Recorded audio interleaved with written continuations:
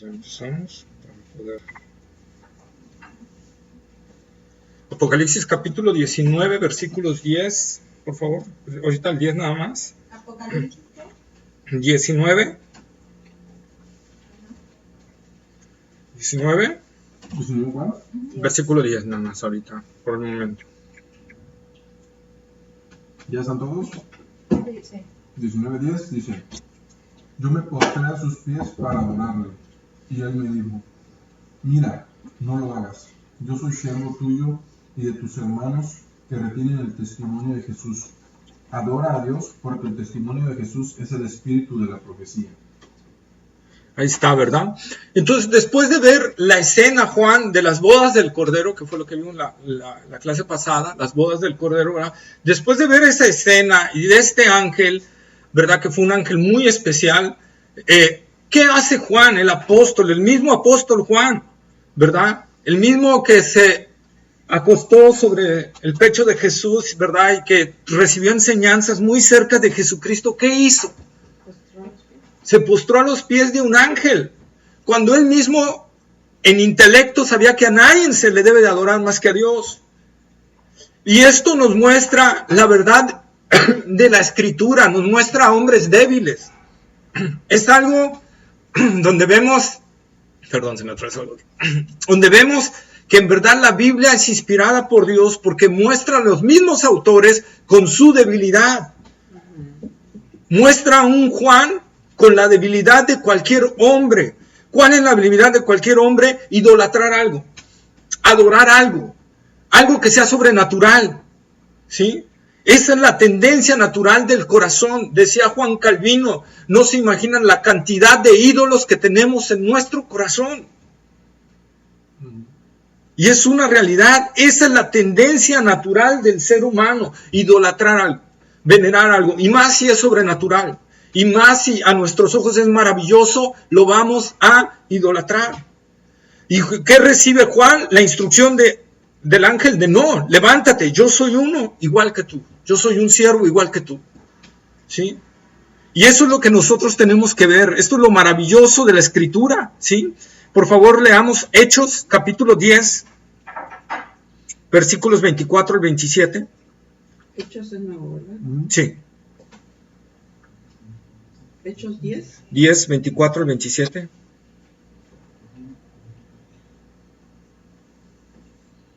Hechos capítulo 10, versículos 24 al 27. ¿Ya están?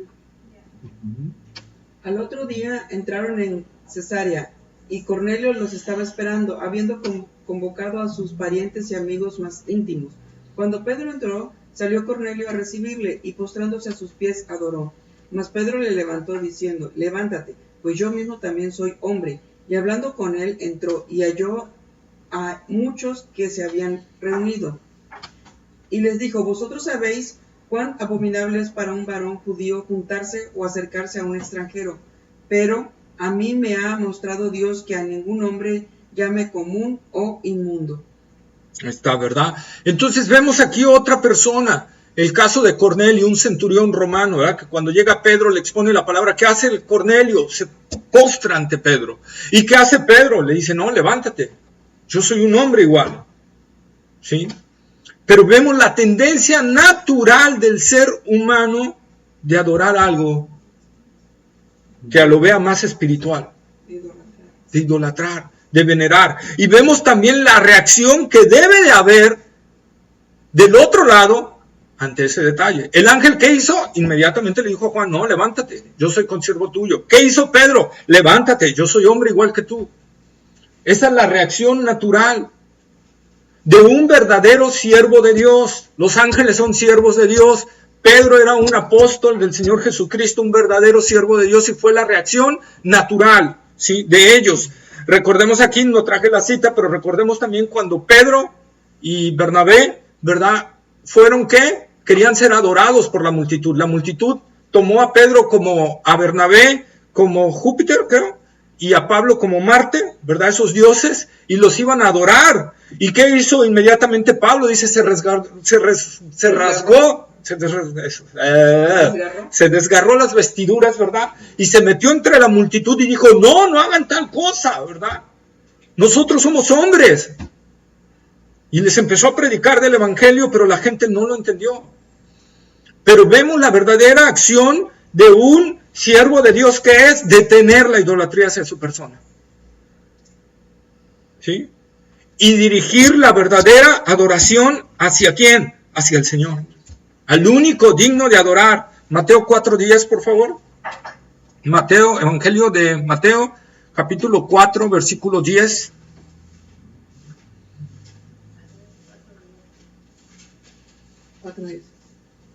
Dice, entonces Jesús le dijo, vete, Satanás, porque escrito está, al Señor tu Dios adorarás y a Él solo servirás. Entonces nosotros vemos ahí, ¿verdad? Al Señor tu Dios adorarás y a Él solo servirás. ¿A quién debemos de adorar nada más? A Dios. ¿A quién debemos de servir? A Dios. Si nosotros prestamos algún servicio en la iglesia, lo prestamos como para quién? Como para el Señor. No como para el pastor, no como para el anciano o líder o diácono o el que esté al frente. Lo debemos de hacer como para quién? Como para el Señor. Esa es la función. Ese es el verdadero punto. A nadie más se puede adorar. María misma, ¿verdad? Cuando recibió la salutación del ángel Gabriel, cuando iba a concebir del Espíritu Santo, ella ¿qué respondió? Dijo, mi espíritu se regocija en Dios, mi Salvador. ¿Verdad? Ella misma reconoció la necesidad de ser salvada por el Señor. ¿Sí? Por eso nosotros podemos ver, y la inclinación a qué, ella alabó a Dios por eso. Entonces nosotros vemos, esa es la acción, ¿verdad? María mismo, cuando Jesús estuvo en su ministerio, ¿verdad? Y que le preguntaron, cuando estuvo en las bodas de Canaán, ¿se acuerdan que Jesús convirtió el agua en vino? Antes de convertir el agua en vino, vienen los sirvientes y vienen a María y le dicen, ¿qué hacemos? Lo que Él diga, ¿verdad? Hagan todo lo que Él diga. Ella los dirigió hacia Él, no los dirigió hacia ella, los dirigió hacia Él. Una muestra más de que toda adoración, todo servicio y toda obediencia es hacia Dios. ¿Sí? Hacia Dios. Primera de Samuel, capítulo 7, por favor, es Antiguo Testamento. Primera de Samuel, capítulo 7, versículo 3. Es como el octavo libro. Capítulo 7, versículo 3. Es el octavo libro del Antiguo Testamento. Habló Samuel a toda la casa de Israel diciendo, si de todo vuestro corazón os volvéis a Jehová, quitad los dioses ajenos y a Astarot de entre vosotros, y preparad vuestro corazón a Jehová, y solo a Él servid, y os librará de la mano de los filisteos. Ahí está, ¿verdad? Entonces Samuel, ¿verdad? Ese profeta que Dios levantó, ¿verdad? En tiempos difíciles, ¿verdad? Donde Elí, el sumo sacerdote de ese momento, y sus hijos estaban ahí. Y Elí era un sumo sacerdote que dejaba hacer sus hijos lo que quisieran como sacerdotes. Los sacerdotes estos hasta se acostaban con las mujeres en el pleno cámara, ¿verdad? Sacerdotal. Y Elí no se interponía en esas cuestiones. Cobraban más allá de lo que estaba y Elí no se interponía. Entonces Dios, ¿qué hizo? Le mandó un juicio a Elí, ¿verdad? Y levanta a Samuel como el sustituto. Y Samuel, ¿qué hace inmediatamente? Hablar con el pueblo de Israel y decirle, quiten los ídolos que tienen. Y Dios nos está hablando para también, así como les dije de Juan Calvino, ¿verdad? Examinar en nuestro corazón si no hay algún ídolo dentro de nosotros. Porque Dios no acepta ningún tipo de idolatría, ni física, ni de corazón. Si hay algún tipo de idolatría, Dios no va a aceptarla. Porque Dios es claro en su mandamiento. El más grande mandamiento es amarás al Señor tu Dios con todo tu corazón, con toda tu mente, con toda tu alma y con todas tus fuerzas. No solo idolatría es arrodillarme ante un ser, no solo es idolatría arrodillarme ante un yeso, no solo idolatría es arrodillarme ante una fotografía o imagen, idolatría también es tener algo a la par o más arriba que Dios. Eso es idolatría. Y cuando hay un ídolo en nuestro corazón, Dios no está contento con nosotros. Y si seguimos manteniendo ese ídolo, tarde o temprano, vendrá una disciplina de Dios a nuestra vida como vino sobre el pueblo de Israel. El Antiguo Testamento, dice la palabra de Dios, está escrito para nuestra enseñanza. Entonces, si en el Antiguo Testamento nosotros encontramos que la idolatría fue duramente reprendida por el Señor con su pueblo, Israel, a tal grado que permitió que vinieran naciones enemigas, lo invadieran, lo destrozaran, lo sacaran de su territorio, ¿verdad? Violaran a sus mujeres. Algo tremendo. Dios permitió todo eso por la idolatría de su pueblo. Y fíjense algo, Israel aprendió una lección. Aprendió una lección, no toda, pero aprendió una lección, no ser idólatra. Si ustedes ven hoy en día, Israel no tiene ídolos. Israel en su retorno en el tiempo de Jesús, ustedes van a ver que Israel no encuentra en todo el Nuevo Testamento una sola cita donde Jesús le recrimine su idolatría. Tenían otras cosas, pero idolatría no. ¿Por qué? Porque aprendieron la lección. El exilio fue duro para ellos. Estar en una nación ajena, al servicio de una nación ajena, ¿verdad? Por causa ellos lo sabían de qué? De su idolatría. Y Dios se los advirtió varias veces, por Jeremías, por Isaías, por Ezequiel. Les advirtió varias veces que si seguían en su idolatría, Dios iba a mandar juicio sobre ellos. Y no atendieron a la voz del Señor. Por eso vemos en Apocalipsis varias veces Dios nos está llamando, Jesucristo está hablando en nuestras vidas y diciéndonos: el que tiene oído para oír, oiga. Que nuestro oído esté presto para oír lo que el Señor está diciendo. ¿Sí? Jesucristo es el único camino para llegar al Padre. Juan 14:6, por favor.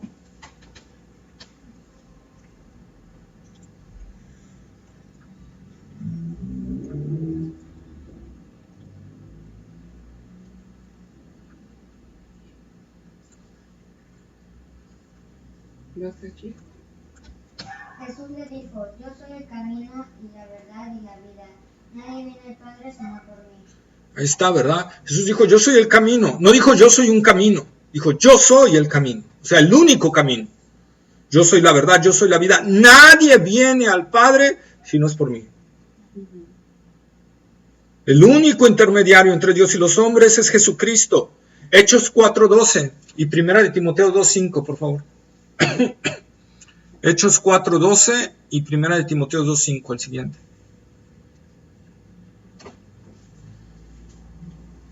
Y en ningún otro hay salvación, porque no hay otro nombre bajo el cielo dado a los hombres en que podamos ser salvados. Está, ¿verdad? Y ninguno otro hay salvación. No hay salvación en el pastor, no hay salvación en un apóstol, no hay salvación. Solo hay salvación ¿en quién? En Cristo. Solo en Él hay salvación. En ningún otro nombre, ni arriba, ni abajo, ni en la tierra. Solo en el nombre de Jesús. 1 Timoteo 2:5. Porque hay un solo Dios y un solo mediador entre Dios y los hombres, Jesucristo hombre. Ahí está, ¿verdad? Un solo Dios y un solo mediador, no hay más. Hay veces que he visto en las iglesias que se llegan, ¿verdad? Y le dicen al pastor: oiga, pastor, es que usted está ahí bien conectado con Dios, ¿no? O sea, estoy utilizando un mediador. No podemos hacer eso. No podemos hacer eso. Yo no soy un mediador. Yo puedo interceder por ustedes, pero no soy su mediador. El único mediador es Cristo Jesús. A través de Cristo Jesús es como llegamos al Padre. Solo mediante Él podemos hacerlo. Con eso no poner nuestras miradas en los hombres, solo en Cristo, ¿verdad? Y dice el ángel: mira, no lo hagas. Yo soy consiervo tuyo y de tus hermanos que retienen el testimonio de Jesús. ¿Sí? Que retienen, eso es lo importante, retener el testimonio. ¿A qué está simbolizando aquí la Escritura? A que con su vida están dando testimonio de que Cristo es real. ¿Sí? Yo soy consiervo tuyo y de tus hermanos que retienen el testimonio de Jesús. ¿Cómo estamos reteniendo nosotros el testimonio de Jesús? La gente se está dando cuenta de que Jesús vive en nosotros. La gente está preguntándonos a nosotros: ¿qué hay en ti? ¿Qué diferencia hay en ti? Veo algo diferente. ¿Qué es? Dice la palabra de Dios en Hechos, ¿verdad? Que los que no se juntaban a la iglesia, pero señalaban que en la iglesia, que en esa iglesia realmente estaba Dios con ellos. ¿Sí? Es un impacto de testimonio. Tenemos que ser testimonio a la gente. Nuestra vida tiene que reflejar que el señorío de Cristo está en nosotros. Que Cristo realmente reina en nuestras vidas, no nosotros. Es necesario rendirnos al señorío de Jesucristo y menguar el yo que tenemos para que Cristo sea exaltado entre la gente. Como dice Pedro, ¿verdad? Para que glorifiquen a Dios por vuestras buenas obras. La gente nos está viendo. Dice Pablo que somos cartas, ¿qué? Abiertas. La gente nos lee. ¿Qué está leyendo la gente en nosotros? ¿Está leyendo a Cristo? ¿Está leyendo que Cristo está en nosotros? ¿Está leyendo esa vida que Cristo me transformó? Que el Señor no diga, ¿verdad? Como en el Antiguo Testamento, este pueblo en vano me honra, de labios me honra, mas su corazón está, ¿qué? Lejos de mí. Es la parte importante. Retener el testimonio es guardarlo. Es aquí, tenerlo en el corazón a tal grado que lo tengo tan apreciado que hablo de él. De la abundancia del corazón, habla la boca. ¿Qué es lo que estoy hablando? ¿Qué están hablando mis labios? Ahí puedo ver qué tanto de Cristo hay en mi vida. ¿Qué tanto estoy hablando de Cristo? En el día, ¿qué tanto hablo de Cristo? Ahí se va a ver. Ahí se va a reflejar qué tanto habita Cristo en mí. De la abundancia de nuestros labios, ¿verdad? De la abundancia del corazón, perdón, ya lo estaba transgiversando. De la abundancia del corazón habla nuestra boca. Entonces, eso es. Decían por ahí también de la abundancia de tu muro, del Facebook, ¿verdad? Se conoce la persona. Entonces, pues nosotros podemos ver también eso, ¿verdad? Esa parte, retener el testimonio. El mismo ángel se lo está diciendo a Juan. Y luego viene una parte importante. Dice, adora a Dios, porque el testimonio de Jesús es el espíritu de la profecía. Y aquí viene un punto importante. La profecía tiene como objeto, glorificar y exaltar a Jesucristo. Dar testimonio de lo que Él es. Porque en Cristo Jesús se cumplen todos los propósitos de Dios. Todos, absolutamente todos. La profecía, por lo tanto, no se centra en el Espíritu Santo. Toda profecía que no cumple este requisito simplemente no es profecía. Si hay una profecía que se centra en el Espíritu Santo, no es profecía. La profecía vino ¿a qué? Viene a exaltar a Cristo. La profecía viene ¿a qué? A hablar de Cristo. ¿Sí? La Biblia Plenitud nos dice acerca de este término. El verbo profetizar, derivado de la preposición griega pro y del verbo pemi, significa hablar, proferir ante. La preposición ante en este caso puede significar por adelantado y o delante de. Así que profetizar es un término apropiado para describir la proclamación de la palabra de Dios de forma directa, osada o confrontar con ella a un grupo o un individuo, a fin de decirle la verdad y comunicarle la voluntad de Dios.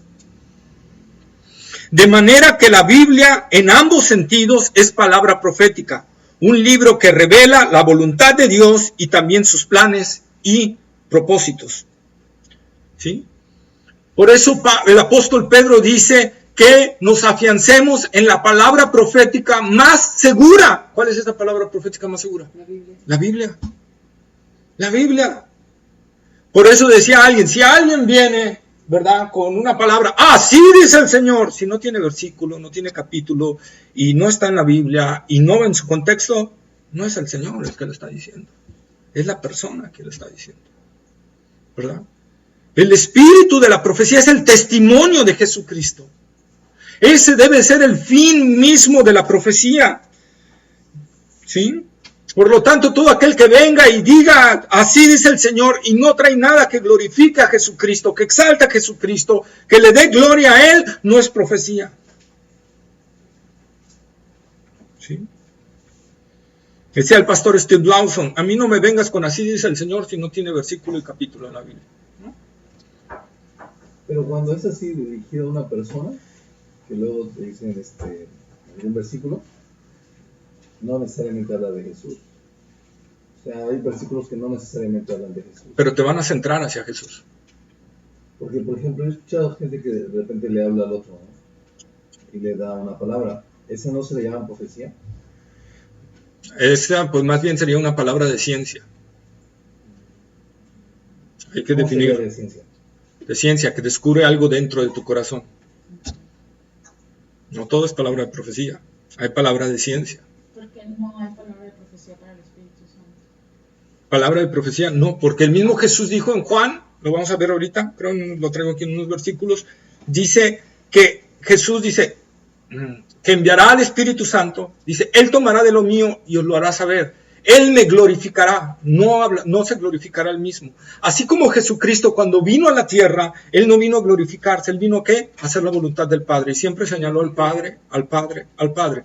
La obra del Espíritu Santo no es señalarse a Él. La obra del Espíritu Santo es Cristo, Cristo, Cristo. Por eso se quedó con nosotros. Así es, así es. Entonces, cuando en una iglesia hay una adoración hacia el Espíritu Santo, hay algo que está equivocado. Porque la adoración no se centra en el Espíritu Santo. La adoración se centra en Cristo. O sea, lo que uno debe cuidar es el Espíritu Santo que mora en uno Así es. para ser sin mancha. Así es. ¿Por qué? Porque con eso glorificamos a Jesús. Así es. O sea, tú cuando pecas contristas al Espíritu Santo. Es lo que debemos de cuidar. ¿Verdad? Sabemos que si pecamos estamos contristando contra una persona divina. Estamos afectando a una persona divina. Y eso nos debe de hacer tomar mucha conciencia. ¿Sí? El Espíritu Santo es el que nos ayuda a nosotros para vivir una vida en santidad, para vivir una vida realmente cristiana. Dice la palabra de Dios que nosotros no sabemos pedir como conviene, pero el Espíritu Santo intercede por nosotros de forma no audible para nosotros, pero Él está intercediendo por nosotros. Entonces, esa es la parte que nosotros tenemos que ver. Pero la obra del Espíritu Santo no es para proclamarse Él, es para proclamar a Cristo. Oye, entonces cuando, por ejemplo, cantas la alabanza de hay una que dice Espíritu Santo, ven y llénanos, se supone que ya está dentro de nosotros. ¿Esa alabanza entonces no tendría sentido? Tiene un sentido muy fuera de la Biblia. Fuera de la Biblia. Efesios dice que para ser llenados de la plenitud de Cristo para ser llenados de la plenitud de Dios debemos de conocer el amor de Jesucristo que excede a todo conocimiento. La altura, la profundidad, la anchura. Pablo dice en Efesios capítulo 2, no me acuerdo los versículos, pero ahí lo está diciendo, para ser llenos de toda la plenitud de Dios. Entonces, esa es la parte. Yo si quiero ser lleno del Espíritu Santo, lleno de toda la plenitud de Dios, debo primero de conocer de Cristo, amar a Cristo, vivir a Cristo. Entonces soy lleno de la plenitud de Dios. Y ahí es donde tú puedes, ahora sí que saber, más bien conocer lo que es el amor por otra persona, como Cristo nos amó a nosotros. Así es, en efecto, esa es la obra del Espíritu Santo, es el fruto del Espíritu Santo obrando en nosotros, ¿verdad? Pero la obra del Espíritu Santo no está centrada en Él. Él no dice, véanme, ¡ay, aquí estoy! Él dice, vean a Cristo, allá está Él. Porque es la obra. ¿Cuál es el único mediador entre Dios y los hombres? Jesucristo. ¿Por quién obtenemos salvación? Por Jesucristo. ¿Quién murió en la cruz del Calvario? Jesucristo. El Espíritu Santo sí es muy importante, es una persona divina. No podemos sacarlo tampoco del panorama, pero tenemos que entender que la obra del Espíritu Santo no es glorificarse. Entonces, cuando hay algo que está exaltando al Espíritu Santo por arriba de Jesucristo, esa obra no es del Espíritu Santo. O sea, también está mal cuando escuchas en las iglesias cuando dice, te damos la bienvenida, Espíritu Santo. Así es. Pues supone que mora en cada uno, ¿no? Así es. Simple y sencillo. Hay cosas que se escuchan en las iglesias que están mal. O luego escuchas que dicen que van a invocar al Espíritu Santo, que pues ya está. Pues ya está, exactamente. Vamos a hablar para que venga la presencia de Dios, pues, donde estén 2 o 3 congregados, ahí yo voy a estar. O sea, hay cosas, te digo, que necesitamos analizar porque es la parte esencial donde el engaño se mueve sutilmente. Satanás es muy sutil, ¿sí? Varios, y por eso quiero nombrarlo, y no está aquí en el caso, pero ahorita se me vino a la mente, ¿no? Y volvemos al punto, y a lo mejor un poco repetitivo, ¿no? Pero hay muchas cosas que están sucediendo en las iglesias que no son del Espíritu Santo y las estamos atribuyendo al Espíritu Santo. Cuando Jesucristo estuvo aquí en la tierra, hubo un casi que blasfemaron contra el Espíritu Santo. Cuando le atribuyeron al Espíritu Santo, a Satanás una obra del Espíritu Santo, ¿verdad? Cuando Jesús, ¿verdad? ¿Se acuerdan que echó un endemoniado? ¿Y qué dijeron los fariseos? Por Belcebú echa fuera a los demonios. Jesús les dijo, cuidado, están muy cerca de la blasfemia contra el Espíritu Santo. Pero hoy en día se está blasfemando contra el Espíritu Santo de otra manera. Más sutil. Asignándole al Espíritu Santo una obra de Satanás. Al revés. Al revés. Pero de una manera exactamente como dice, sutil. ¿Por qué? ¡Wow! Miren, está cayendo polvo de oro. ¿Quién te dice que esta es la obra del Espíritu Santo? Yo fácil se los digo, cuando me lo preguntaron y empezó a salir esto del polvo de oro y me preguntaban algunos, oye Edgar, ¿cómo ves? Y yo digo, eso no es del Espíritu Santo. ¿Qué fruto está produciendo?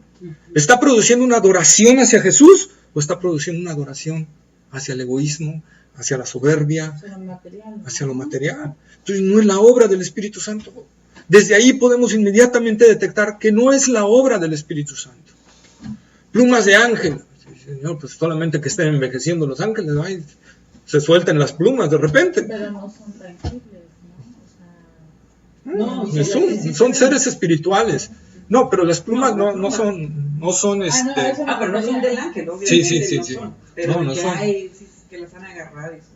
Entonces, ese rollo de pues solamente que estén envejeciendo, ¿no? Los espíritus se renueven como las águilas, los ángeles, ¿no? Y sueltan el plumaje y se les vuelve a hacer, pero eso es totalmente fuera. Entonces tú ves que no es la obra del Espíritu Santo, ¿sí? Una obra de sanidad que se centra en el Espíritu Santo, cuidado.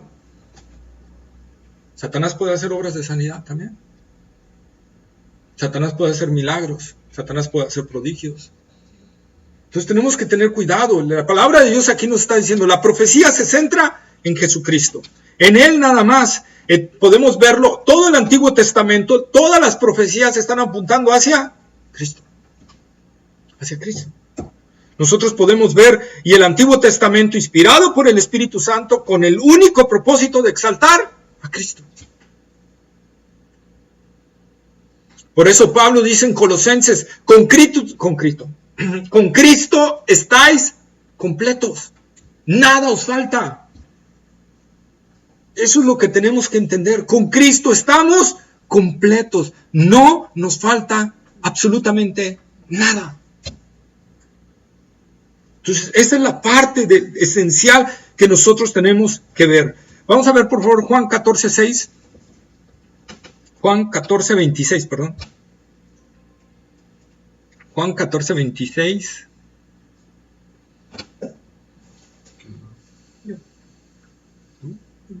Juan 14. ¿No vas tú, Isabel?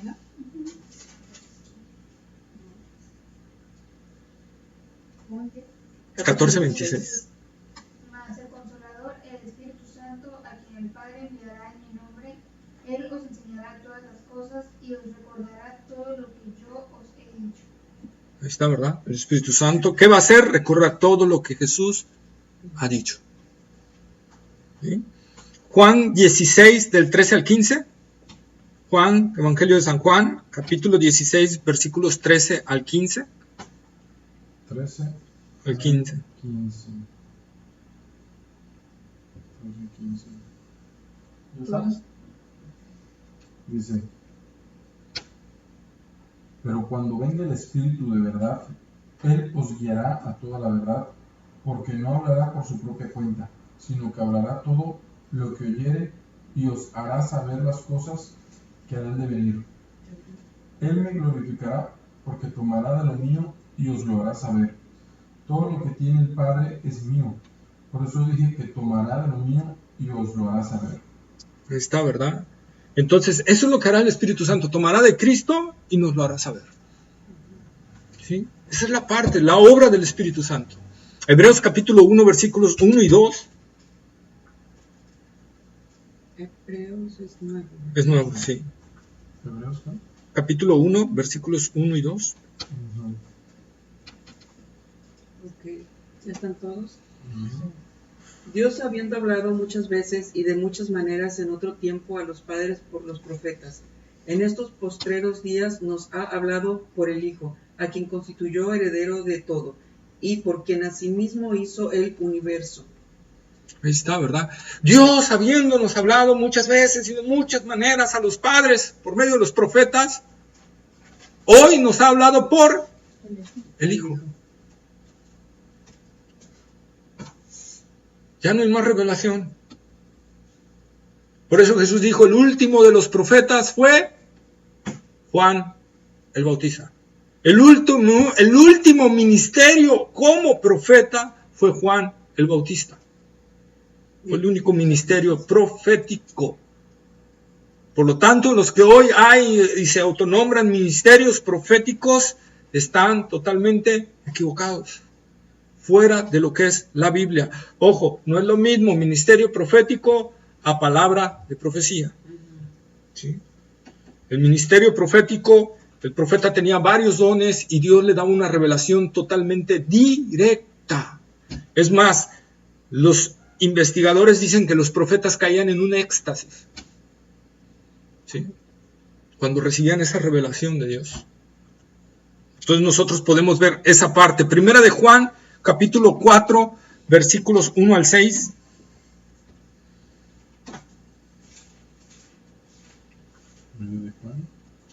Capítulo 4, versículos 1 al 6.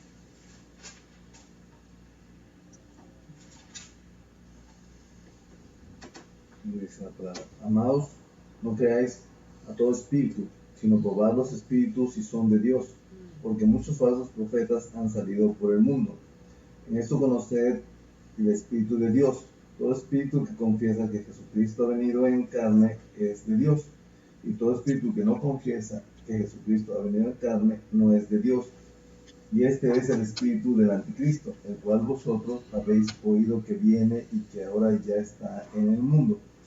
Hijitos, vosotros sois de Dios y los habéis vencido, porque mayor es el que está en vosotros que el que está en el mundo. Ellos son del mundo, por eso hablan del mundo y el mundo los oye. Nosotros somos de Dios, el que conoce a Dios nos oye. El que no es de Dios no nos oye. En esto conocemos el espíritu de verdad y el espíritu de error. Ahí está, ¿verdad? Entonces, siempre hay una lucha entre el espíritu de error y el espíritu de verdad. Esa es la verdadera lucha espiritual. La lucha espiritual no es teatro, Satanás, demonio, principado de no sé qué, principado de Veracruz, teatro y techo aceite. Esa no es la lucha espiritual, esa no es la lucha bíblica, esa no es la lucha espiritual que nos manda la Biblia. La lucha espiritual es el error contra la verdad, el engaño contra la verdad. Esa es la verdadera lucha espiritual. ¿Sí? Mantener la verdad, la sana doctrina, mantener en verdad los mandamientos del Señor, esa es la verdadera lucha espiritual. Si algo que se enfoca a Satanás principalmente es en meter el error. Siempre en toda la historia de la Biblia, desde el Génesis hasta el Apocalipsis, está Satanás intentando meter error en la verdad de Dios, con el pueblo de Dios. Siempre. Esa es la verdadera lucha espiritual. Muchos se dedican ahí atando y pierden tiempo y hacen todo cuando la lucha central es la verdad contra la mentira. Por eso es importante que conozcamos la palabra de Dios. Si conocemos la palabra de Dios bien, no vamos a ser engañados porque el Espíritu Santo nos va a ayudar a entender que viene un engaño del enemigo. Yo recuerdo hace muchos años cuando estaba metiéndome en una doctrina errónea de eso, de liberaciones y esas cosas. Gracias a Dios me sacó de ahí. Pero algo que me ayudó fue la Biblia. Yo iba caminando, me acuerdo, por el bulevar, y en ese momento se me vino un texto que yo sentí como si fuera un golpe de pecho. Así. El que está en Cristo es nueva criatura. Las cosas viejas pasaron y aquí todas son hechas nuevas. Dije, caray, nueva criatura, todo fue hecho nuevo. Y entonces, las maldiciones generacionales que vienen de mis antepasados y es un error, porque todo fue hecho nuevo, todo fue roto, toda maldición fue rota en la cruz del Calvario. Entonces es mentira, y ahí puedes ver, pero el conocer la palabra es lo que te saca del error. Dice la palabra de Dios que el Espíritu Santo nos llevará a toda verdad, a los verdaderos hijos de Dios, nos sacará del engaño. Y por eso Satanás te dice que tú traes maldiciones generacionales y demás. Sí, metiendo ese error, y con textos bíblicos, porque ¿qué dice Éxodo? ¿Verdad? Dios visita la maldad de los padres sobre los hijos hasta la tercera y cuarta generación, y ahí se quedan. Textualmente sí lo dice, pero hasta ahí se quedan, pero el versículo no termina ahí. Dice, de los que me aborrecen. Y la pregunta es, ¿tú aborreces al Señor? Entonces no aplica esa maldición. Entonces no aplica esa maldición. Se aplica, pero para los que son Para los impíos. Sí, para los impíos, pero uno que no, digamos, alguien que no. Es que ha nacido no, porque se rompe toda maldición. Maldición en Cristo Jesús, así es. Porque Él llevó nuestras maldiciones en la cruz del Calvario. Porque dice el mismo Pablo en Gálatas, que Él llevó nuestra maldición. ¿Por qué? Porque maldito todo aquel que es colgado en un madero. Él llevó esa maldición sin ser maldito. Entonces, la justicia de Cristo, como ya lo vimos hace tiempo, ¿verdad?, nos es imputada a nosotros en el nuevo nacimiento. Y nuestro pecado le fue imputado a Cristo en la cruz del Calvario. Entonces hubo un intercambio ahí, un intercambio glorioso, ¿verdad?, para nosotros. Entonces nosotros podemos ver esa parte.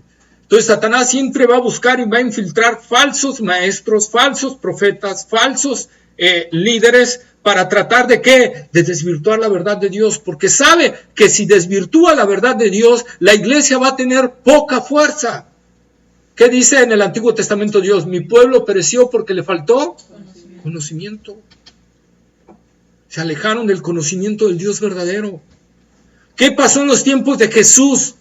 Estaban más centrados en los mandamientos de hombres que en los mandamientos de Dios. Estaban más centrados en atender la Misra y todo eso de los líderes, ¿verdad?, y maestros judíos que habían tenido, que de lo que realmente Dios había dejado en su palabra. Por eso Jesús tuvo que enfrentar ese error varias veces. Ustedes dicen que, ¿qué dicen? Que si un hijo tiene que darle a su madre, que tiene necesidad, pero él ya lo ofreció a Dios, ustedes dicen que no puede dárselo. Dice Dios, está mal. Invalidan el mandamiento de Dios. Honra a tu padre y a tu madre, ¿verdad? Entonces Jesús varias veces lo reprendió con esos detalles. ¿Por qué? Porque habían sacado los mandamientos de Dios y habían puesto mandamientos de hombres. Y ahora el pueblo de Israel ya no estaba en la idolatría, pero ahora estaba, ¿qué? Siguiendo cuestiones de hombres. Erróneos. Interpretaciones de hombres. Entonces, por eso nosotros debemos de ver qué realmente dice la palabra de Dios y ir a la palabra de Dios. ¿Sí? Primera de Pedro, capítulo 1, versículos 10 al 12. Primera de Pedro, capítulo 1, versículos 10 al 12. Sí. Los profetas que profetizaron de la gracia destinada a vosotros inquirieron y diligentemente indagaron acerca de esta salvación, escudriñando qué persona y qué tiempo indicaba el Espíritu de Cristo que estaba en ellos, el cual anunciaba de antemano los sufrimientos de Cristo y las glorias que vendrían tras ellos. ¿Hasta ahí? Al 12, ¿no? A esto se les reveló que no para sí mismos, sino para nosotros administraban las cosas que ahora os son anunciadas por los que os han predicado el Evangelio por el Espíritu Santo enviado del cielo, cosas en las cuales anhelan mirar los ángeles. Ahí está, ¿verdad? Entonces nosotros podemos ver aquí Pedro hablando, la función de los profetas, ¿cuál fue? Anunciar todo lo que Cristo era. Y ellos entendieron que no era para su tiempo, que era para otro tiempo. ¿Sí? Y dice Hebreos capítulo 11, ¿verdad? Que ellos hasta lo saludaban, ¿verdad? Confiaban en que vendría ese tiempo y lo saludaban por la fe, ¿verdad? Nosotros por fe, ¿qué tenemos la seguridad por fe hoy en día? Y que somos salvos, que Jesucristo vendrá nuevamente. Exactamente, esa es la parte, que Jesucristo viene, que Él dijo que vendría, es un suceso futuro, pero yo sé que viene. Así como los profetas del Antiguo Testamento profetizaron de los sufrimientos de Cristo, ¿verdad? En la cruz del Calvario, Isaías 53, ¿verdad? Que profetiza, es el protoevangelio más exacto de los sufrimientos de Jesucristo, ¿verdad? Así como Él está profetizando, está viendo todo lo que iba a sufrir el Mesías, hoy nosotros, a través de la palabra de Dios, estamos viendo que Cristo viene y tenemos esa seguridad y podemos hasta saludar esa seguridad y saber que Cristo viene. ¿Qué tan seguros estamos realmente de que Cristo viene por nosotros? ¿Sí? Entonces dice, no para su tiempo. Ellos sabían que era para otro tiempo y lo administraron para nosotros, los que vivimos en este tiempo. ¿Sí? Hoy muchos hay autodenominados profetas. Estaba leyendo ayer o antier, unos días, lo publiqué en mi Face, de este profeta T.B. Joshua, ¿verdad? El profeta muy mencionado en Nigeria, que hasta los musulmanes reta, ¿verdad? Y que a los demonios, y no, hombre, está tremendo. Una vez lo trajeron aquí en México y no sucedió. Sí, y no sucedió absolutamente nada, ¿no? Pero muy sonado y todo, este hombre profetizó que Hillary Clinton iba a ser la presidenta de Estados Unidos. Que Dios le había revelado que una mujer sería la presidencia de Estados Unidos. ¡Pum! Gana Donald Trump. accidentalmente TV Joshua borró lo que había escrito en su blog, ¿verdad? Ya después lo volvieron a poner porque empezaron a lloverle las críticas. ¿Por qué la borraste? ¿Por qué? Entonces lo volvió a poner, ¿verdad? Y dijeron, ay, bueno, fue un error. El detalle es, y aquí es donde nosotros tenemos que ver, la palabra de Dios claramente dice, en primer lugar, ya no hay ministerio profético. En segundo lugar, dice la palabra de Dios, todo profeta que hablara en nombre del Señor y que no se cumpliere la profecía, el tal profeta es mentiroso. Apedréenlo. Mátenlo. Está diciendo que Dios se equivoca, ¿no? Está diciendo que Dios se equivoca o que Dios se arrepintió. Ahí hubo otro, no me acuerdo si fue Guillermo Maldonado o Cash Luna, no me acuerdo cuál de los dos, ¿verdad? Que también dijeron, bueno, es que Dios cambió de parecer. Ah, caray. O sea, totalmente antibíblico, ¿no? Sí, totalmente antibíblico. Y ahí está la gente siguiéndolos. Ahí está la gente siguiéndolos. Ahí está la gente siguiendo a TV Joshua. Ahí está la gente siguiendo a Cash Luna. Ahí está siguiendo la gente a Guillermo Maldonado. Ahí está siguiendo la gente a todos esos hombres que profetizan. No se cumplen sus profecías, pero ahí están. Es claro ver el no conocimiento de la Escritura. Dice, si no se cumple, no es de Dios. Y dos, si se cumple, tiene que estar acorde a la Biblia. Porque si no está acorde a la Biblia, dice Moisés, aunque se haya cumplido. Aunque se haya cumplido, dice, no es de Dios, sino que Jehová tu Dios te está probando para ver si en verdad le amas. Dios va a saber cuánto le amas, cuánto estás metido en su palabra, cuánto obedeces su palabra, cuánto amas su palabra, es como vas realmente a ver si amas a Dios. Tú puedes decir, yo amo a Dios, es como si dijeras, yo amo a mi esposa o yo amo a mi esposo, pero no la veo. Pero él sabe que lo amo. No nos saludamos, pero él sabe que lo amo. No nos hablamos, pero él sabe que lo amo. ¿Qué va a decir la otra pareja? Así es. Ese amor es muy bonito, ¿eh? Entonces, no es la verdad. Y lo que nos hace ver Dios es eso. ¿Sí? El problema es eso.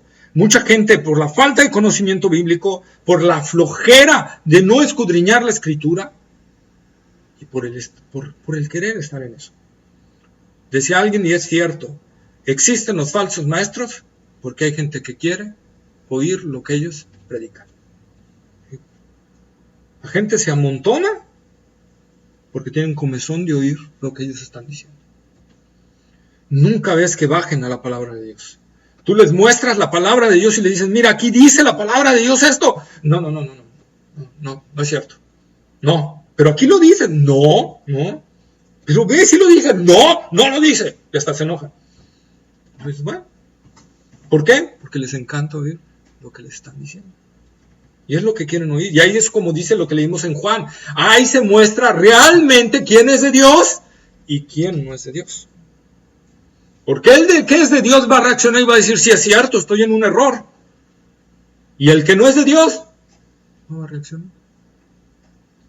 Así de simple y de sencillo, ¿verdad? Si alguien tiene una idea en la cabeza y piensa que está, o sea, que le están dando una profecía o algo, entonces tiene que escudriñar las escrituras para ver si realmente, lo que dice aquí, ¿no? Inquirieron y diligentemente indagaron acerca de esta salvación. De esta salvación. Para ver si es bíblico, ¿no? Si va de acuerdo a la Biblia. Así es. Y como le digo, Lutero también lo decía, si viene una doctrina o viene cualquier otra cosa que no esté contenida en la Biblia, fíjense, desde aquel tiempo, ¿no? Así haga llover oro, hay que desechar, tirar. Entonces, esa es la parte que nosotros tenemos que ver. Es que así te dice el Señor. Yo, como le digo, a mí mucha gente me ha profetizado y me ha dicho, yo agarro esos detalles, los pongo como en un archivero así, y los cierro. Si es de Dios se va a cumplir, si no es de Dios no se va a cumplir. Punto, paz, adiós. ¿Verdad? En eso descansamos. Pero hay gente que se aferra. No, es que Dios me profetizó y Dios lo va a cumplir. ¿Y cómo sabes que Dios te lo dijo? Eso de los decretos, ¿no? Así es. Hoy en día que nadie sabe si realmente está decretado por Dios o no, ¿no? Que es, ahora sí quien debería dictar la palabra, no uno. Así es. Es que es la palabra, guiarnos por la palabra. Dios ya reveló todo en su palabra. No va a revelar un suceso más. No va a revelar cosas más. Ya está todo revelado ahí. Por eso ya no hay ni profetas ni apóstoles. El fundamento de la iglesia, ¿qué es? La doctrina de los apóstoles y profetas. Y el fundamento se pone antes de construir. No construyes y después pones el fundamento. Entonces, por eso ya no hay ministerio ni apostólico ni profético, porque el ministerio apostólico y profético sirvió para poner las bases de lo que hoy se está construyendo, que es la iglesia, el edificio vivo. Pero se está construyendo porque ya está puesto el fundamento. Por lo tanto, todos los que vienen diciendo yo soy apóstol o yo soy profeta, están mintiendo. Ya después, si Dios quiere, no sé, estoy viendo si después de terminar Apocalipsis vemos Romanos, y ahí vamos a ver las características del apostolado. ¿Qué realmente necesitaba alguien para ser apóstol? Y son varias características, ¿sí? Entonces nosotros podemos ver aquí, ¿verdad? Entonces el espíritu de la profecía es el testimonio de Jesucristo, ¿sí?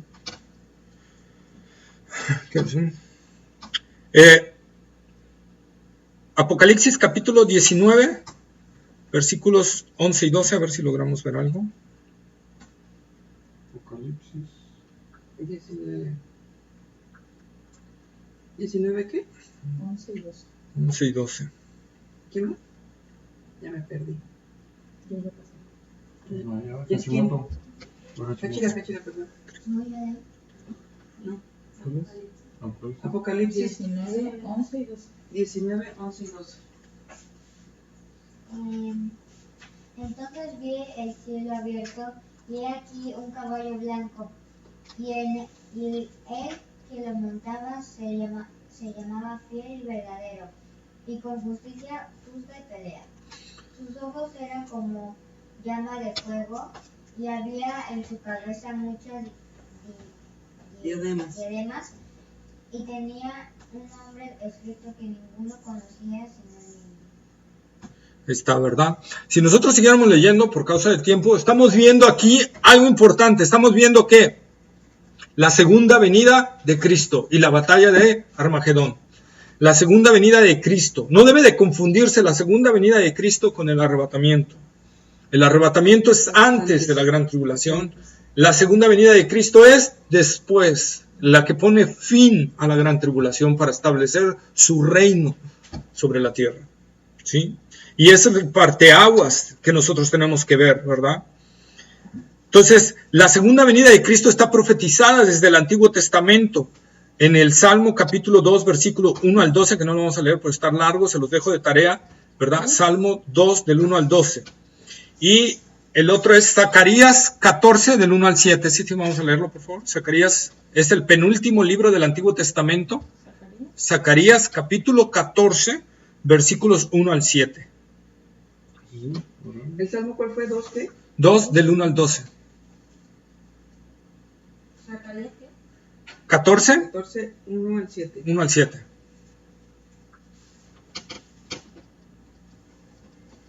He aquí el día de Jehová viene, y en medio de ti serán repartidos tus despojos, porque yo reuniré a todas las naciones para combatir contra Jerusalén, y la ciudad será tomada y serán saqueadas las casas y violadas las mujeres, y la mitad de la ciudad irá en cautiverio, mas el resto del pueblo no será cortado de la ciudad. Después saldrá Jehová y peleará con aquellas naciones como peleó en el día de la batalla. Y se afirmarán sus pies en aquel día sobre el monte de los olivos, que está enfrente de Jerusalén al oriente. Y el monte de los olivos se partirá por en medio, hacia el oriente y hacia el occidente, hacia un valle muy grande, y la mitad del monte se apartará hacia el norte y la mitad hacia el sur. Y huiréis al valle de los montes, porque el valle de los montes llegará hasta Asal. Huiréis de la manera que huisteis por causa del terremoto en los días de Uzías, rey de Judá, y vendrá Jehová mi Dios y con él todos los santos. Y acontecerá que en ese día no habrá luz clara ni oscura. Será un día el cual es conocido de Jehová, que no será ni día ni noche, pero sucederá que al caer la tarde habrá luz. Ahí está, ¿verdad? Entonces, este es el día de Jehová, dice. ¿Qué dice que va a ser? Dice, y Jehová con todos sus santos vendrá a pelear, ¿verdad? Y aquí nosotros podemos ver tanto una profecía que habla de la segunda venida de Cristo, como podemos ver también la deidad de Jesucristo. En Zacarías está hablando que viene Jehová. En Apocalipsis, Jesús. Entonces, ¿quién es Jesús? Jehová, la deidad, ¿verdad? Entonces nosotros podemos ver esa parte. Ahí contra los testimonios de los testigos de Jehová, ¿no? Por ejemplo, que dicen que Jesús no es Dios. Bueno, aquí hay un versículo que lo apoya. Claramente Zacarías dice que Jehová vendrá a pelear con sus santos, y Apocalipsis dice que Cristo vendrá con todos sus santos. ¿Sí? Isaías capítulo 9, versículos 6 y 7. Estas son profecías del Antiguo Testamento que hablan acerca de la segunda venida de Cristo. Isaías capítulo 9, versículos 6 y 7.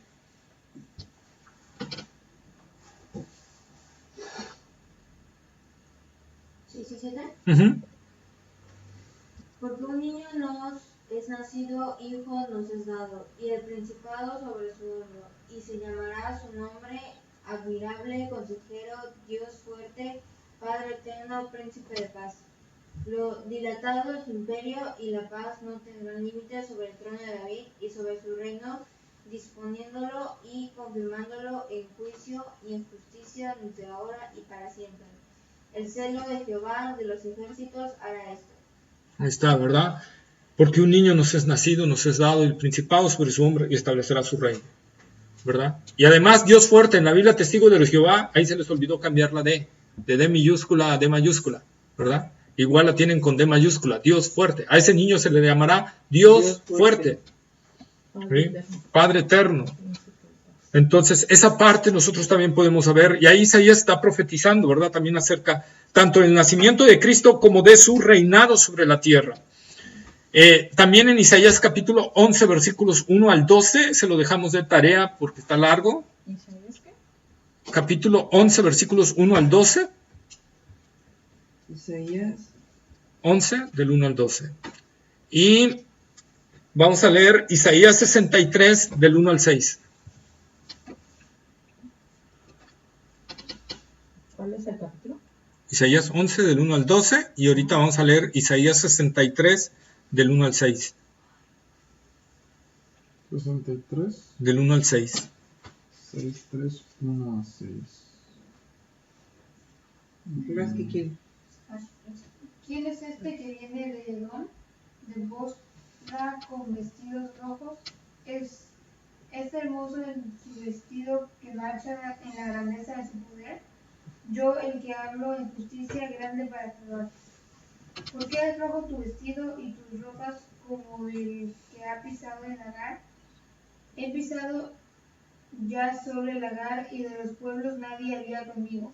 Los pisé con mi ira y los hollé con mi furor, y su sangre salpicó mis vestidos y manché todas mis ropas.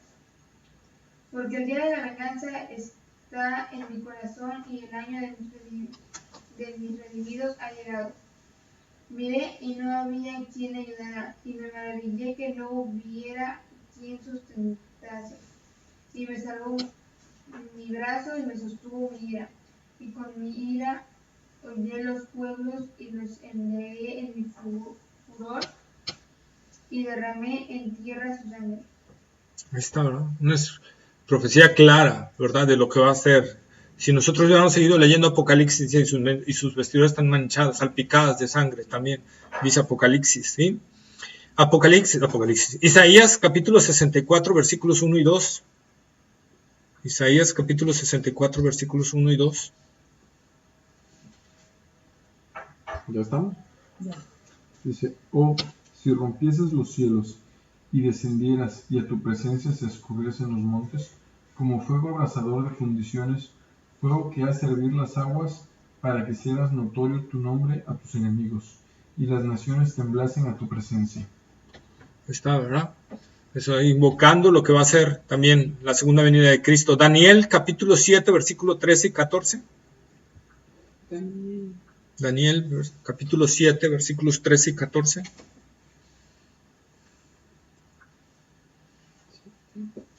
13, 14. Miraba yo en la visión de la noche, y he aquí con las nubes del cielo venía uno como un hijo de hombre, que vino hasta el anciano de días, y le hicieron acercarse delante de él. Y le fue dado dominio, gloria y reino, para que todos los pueblos, naciones y lenguas le sirvieran. Su dominio es dominio eterno, que nunca pasará, y su reino uno que no será destruido. Ahí está, ¿verdad? Entonces nosotros vemos desde el Antiguo Testamento, y hay más citas, pero nos seguíamos 1 hora o 2 horas leyendo citas, pero nosotros vemos desde el Antiguo Testamento hablando de la segunda venida de Cristo, hablando de esa segunda venida, algunos como el día de Jehová, ¿verdad? Como el día de la venganza del Dios nuestro, ¿verdad? Y hablando tanto de la primera venida de Jesucristo como de la segunda venida de Jesucristo. ¿Se acuerdan cuando Jesús se paró por primera vez en la sinagoga y leyó el libro de Isaías? ¿Se acuerdan? ¿No? Que abrió el libro y abrió el libro en Isaías y que dijo: el Espíritu del Señor está sobre mí porque en cuanto me ha ungido, me ha enviado a predicar las buenas nuevas, el año de la buena voluntad del Señor, y hasta ahí se quedó. Y ya no siguió leyendo. ¿Por qué? Porque hasta ahí era su primera venida. Porque después lo que dice, después de lo que a continuación debió haber leído Jesús era: y el día de venganza del Dios nuestro. Jesús no leyó eso. ¿Por qué? Porque no era parte de su primera venida. Él mismo ahí hizo ese paréntesis, se paró ahí, dice que enrolló el libro y lo entregó. Porque esa era su primera venida. Su segunda venida, ¿para qué es? Para el día de venganza. El día que leímos ahí en la profecía, el día que Dios tiene guardado para descargar su ira sobre la tierra, en el cual viene a aplicar juicio a las naciones y poder establecer el reino de su Hijo amado. ¿Verdad? En el Nuevo Testamento, Mateo 23, versículo 39, por favor. Mateo 23, versículo 39. Mateo 23. 23, versículo 39.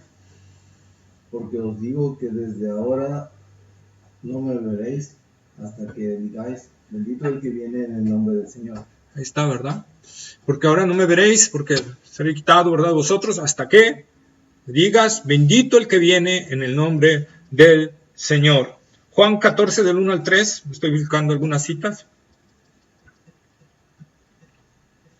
Juan 14, del 1 al 3. Ajá. ¿Esa? Yeah.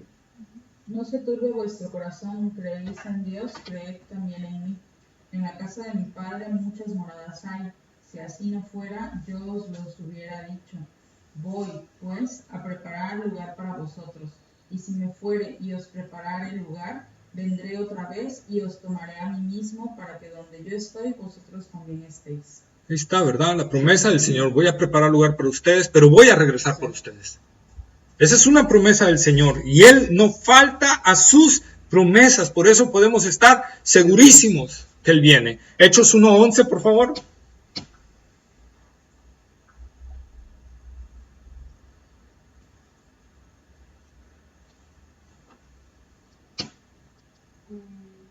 Los cuales también les dijeron: varones galileos, ¿por qué estáis mirando al cielo? Este mismo Jesús que ha sido tomado de vosotros al cielo, así vendrá como le habéis visto ir al cielo. Así es, ¿verdad? Este mismo Jesús que ha sido tomado del cielo, así mismo regresará. Y vamos a ver un suceso que más adelante, ya por el tiempo no nos lo va a dar, pero cuando dice Juan: y vi el cielo abierto, vamos a ver algo importante con este versículo. Aquí cuando Jesús asciende, ¿qué pasa? Una nube los oculta. Una nube oculta a Jesús. Ya no pueden ver a Jesús. El cielo está cerrado. Pero en este suceso, el cielo se abrirá. Esto es una parte importante y lo vamos a ver con más a detalle, ¿verdad? Nosotros podemos entonces ver varias profecías. Romanos, último que vamos a leer, Romanos 11, 25 al 27, por favor. Romanos es Nuevo. Está después de Hechos, después de los Evangelios. Hechos y luego Romanos. Porque no quiero, hermanos, que ignoréis este misterio, para que no seáis arrogantes, En cuanto a vosotros mismos, ¿qué ha acontecido a Israel? Endurecimiento en parte, hasta que haya entrado la plenitud de los gentiles. Y luego todo Israel será salvo. Como está escrito, vendrá de Sión el libertador, que apartará de Jacob la impiedad. Y este será mi pacto con ellos cuando yo quite sus pecados. Ahí está, ¿verdad? Entonces, esa parte nosotros tenemos que verla bien clara. Esta es una porción importante para los que dicen que Dios ha desechado a Israel, que Israel ya no es el pueblo de Dios y que ahora el Israel es la iglesia. Pablo aquí lo está desmintiendo totalmente. Dios dice que Dios no ha desechado a su pueblo, sino que lo ha hecho a un lado, hasta que entre toda la plenitud de los gentiles, todos los que Dios ha determinado que se van a salvar, que se salven, y en ese momento Dios regresará su trato al pueblo de Israel, para que todo el que quede en ese momento del pueblo de Israel sea salvo, que será una pequeña cantidad de gente, no será gran cantidad de gente, porque muchos judíos morirán en la gran tribulación, no algunos por mártires, pero otros por los juicios de Dios, por ser duros de corazón.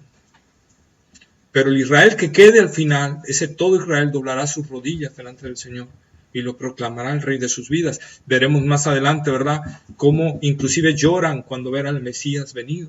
Y le preguntarán, ¿quién te hizo esas heridas en las manos? Ustedes. Tremendo. Dios regresará a su trato con su pueblo Israel. Israel no ha sido desechado. Israel sigue siendo el pueblo de Dios. Está ahorita hecho a un lado por causa de nosotros, los gentiles, por causa de nosotros. Por eso no debemos de envanecernos ni de hablar mal contra Israel. Porque además está, en el Antiguo Testamento creo que es donde dice que maldito el que maldice su pueblo, ¿no? Así es. Y todo aquel que hable mal contra Abraham, contra la descendencia de Abraham, pues mal le va a ir, ¿verdad? Yo bendeciré a los que te bendigan y maldeciré a los que te maldijeren, ¿no? Y eso es una promesa. Eso es una promesa del Señor. Entonces nosotros no podemos hablar mal de Israel. Una, porque gracias a ellos nosotros tuvimos, gracias a su dureza de corazón, nosotros tuvimos entrada al reino de los cielos. Gracias a eso. Amén. Amén. ¿Alguna duda, pregunta? No, pero ya lo... Bueno, vamos a orar. Buen Dios y Padre nuestro, Señor, gracias te damos, amantísimo Señor, por tu misericordia, por tu amor, Señor. Gracias, Padre, porque, Señor, hoy has hablado en nuestras vidas acerca de la gran necesidad, Señor, que tenemos de estar atentos a tu palabra, Señor. De entender que el enemigo, Señor, va a estar día tras día, noche tras noche, sin descansar, buscando cómo apartarnos del error, cómo apartarnos de la verdad, Señor, y llevarnos al error. Cómo, Señor, envolvernos en sus maquinaciones, cómo llevarnos a descuidar nuestra comunión contigo, Señor. Cómo idear planes para que nosotros, Señor, no oremos, no estemos estudiando diariamente tu palabra, Señor. Satanás no está, Señor, descansando para que nosotros tropecemos. Por eso venimos delante de ti, Señor. Y hoy estamos más entendidos ahora, Señor, de lo que realmente Satanás está haciendo, Señor. Y te pedimos que nos ayudes, Señor, y que despiertes en nosotros ese hambre de tu palabra y ese espíritu de oración para venir ante ti todos los días, Señor, y no caer derrotados ante el enemigo, Señor. Ayúdanos, Padre, en el nombre de Jesús. Y ayúdanos, Señor, también a discernir ese error, Señor. Ayúdanos a entender más, Señor, que el testimonio que la profecía es el testimonio de Jesucristo. Que, Señor, en tu palabra está toda la revelación que podemos tener. Que no necesitamos más revelación de ningún otro tipo, Señor.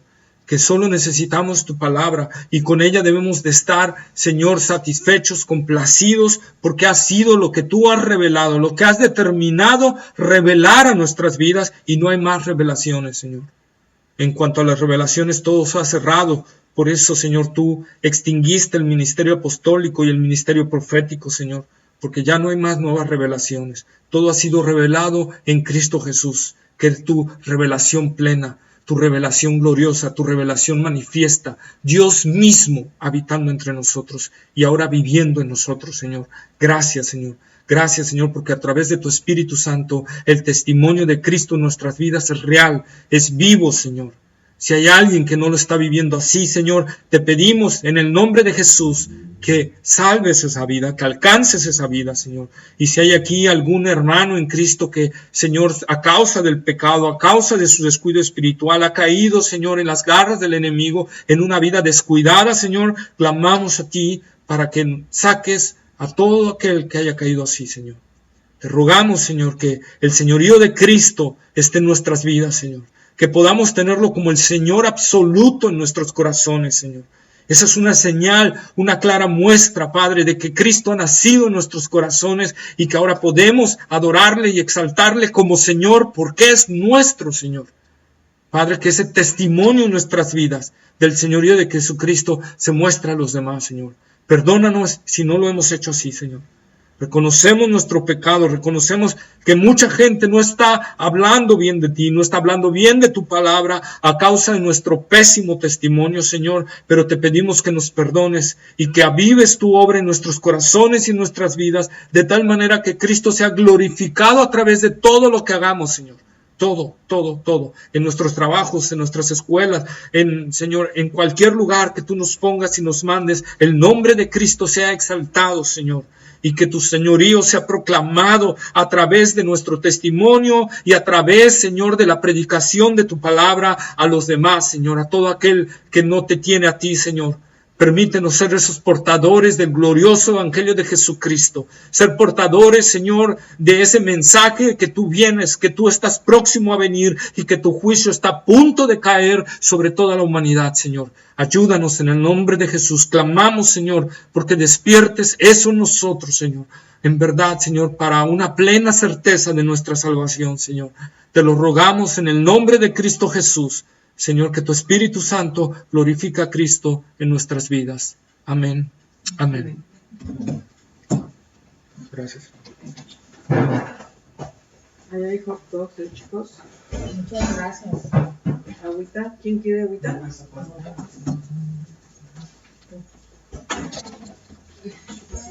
Yo agüita, yo. ¿Tú quieres agüita? Sí.